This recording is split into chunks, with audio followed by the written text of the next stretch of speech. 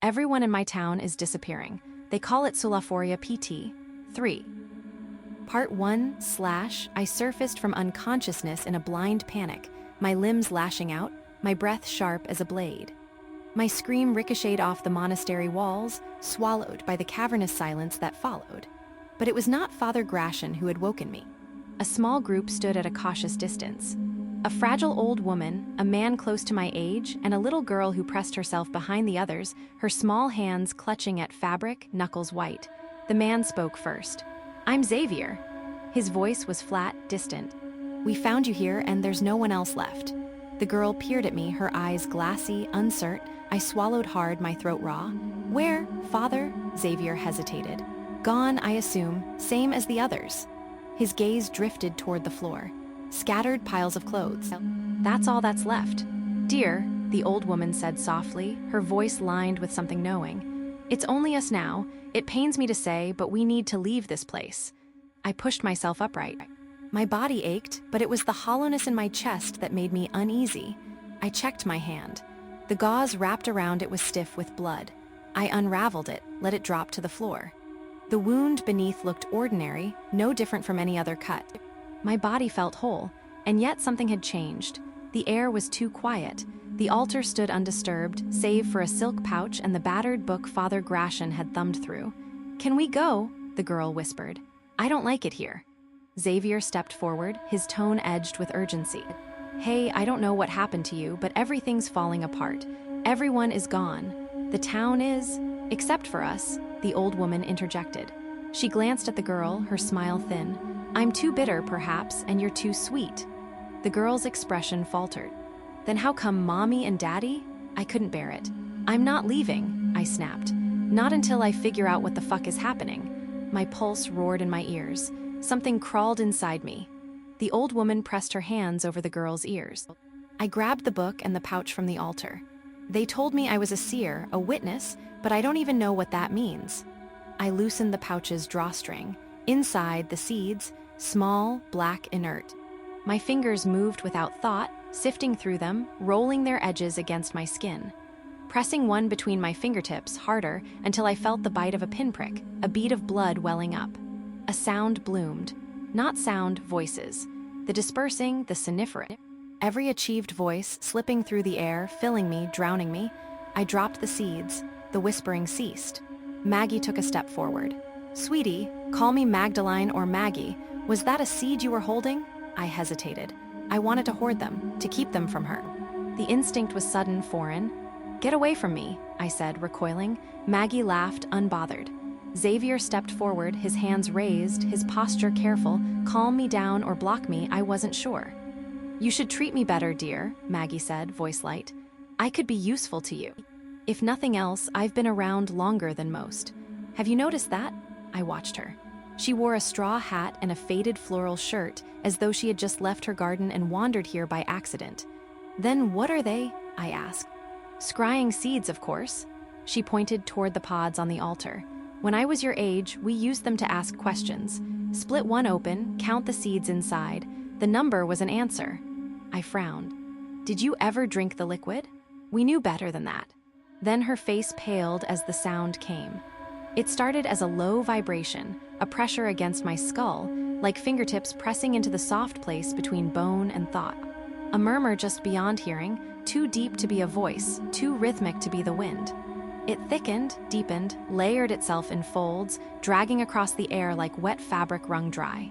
Beneath it, a churning. The slow, nauseating movement of something vast and unseen, dragging its mass through the world. Then came the buzzing. Not like bees, like the spaces between bees, the absence where their bodies should be, the flickering nothingness between their wings, as if the air itself had begun to fray. A friction. A shimmer. 1,000 invisible threads snapping, vibrating, twisting themselves into knots. The sound carried weight, pressed against my teeth, slotted into my jawbone. The floor trembled in response. Xavier stiffened.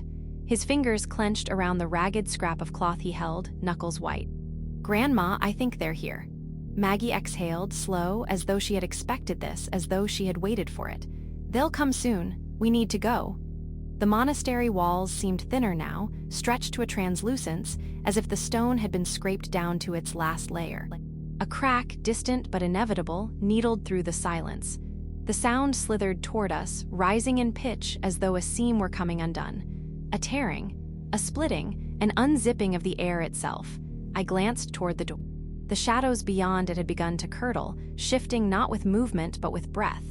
Expanding, contracting, the shape of lungs filled with wet decay. Maggie turned to Xavier, nudging the girl toward him. "Take your sister into the tunnels. We'll follow." Then, to me, she said, "Jessica, it's clear your parents cared for you enough to exonerate you from the hell of Sulaaphoria. Do not spit on their graves. Those seeds were knit into your palm to save you. That is how I saved my grandchildren." Her face went grave. "But now you are vulnerable again. You hear it though, don't you? Sulaaphoria is coming." Behind us, the air thickened to a pulpy mass, damp heat curling along the edges of my skin. The monastery swayed, not physically, not in any way I could see, but in a way I could feel, as though the entire structure had become a slow-breathing thing, inhaling me into its chest. My skin felt moist. Maggie studied me, then nodded toward the book and pouch in my hands. "Bring them, I have answers for you. Some, quickly now." The sound inched closer. The air growing viscous, filling my throat, clogging the space between each heartbeat. I followed her. I don't know if I had a choice. The monastery groaned around us. Mist thickened around its frame, settling in its joints, unspooling from its seams. The structure still stood, but wrong, blurred. Its foundation slack. Its dissolution seemed inevitable, as though the monastery had always been waiting to unmake itself. Ahead, the tunnel gaped open, black and waiting.